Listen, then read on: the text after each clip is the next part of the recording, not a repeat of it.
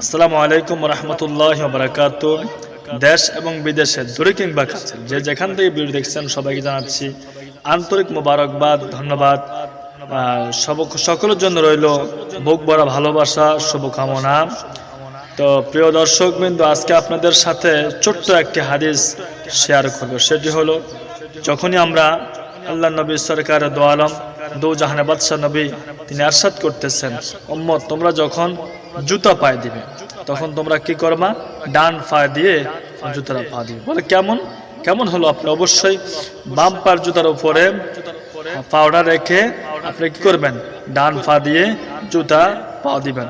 ডান পা দিয়ে জুতা দিয়ে ডান পার মধ্যে দিয়ে তারপরে বাম পায়ে জুতা পরবেন। তখনই অবশ্যই কি সুন্নত পালন হয়ে যাবে। আর যখন কোনো জায়গাতে বের হবেন, ডান পা দিয়ে বের হবেন, তখন অবশ্যই ডান পা দিয়ে জুতোটা পরে নেবেন।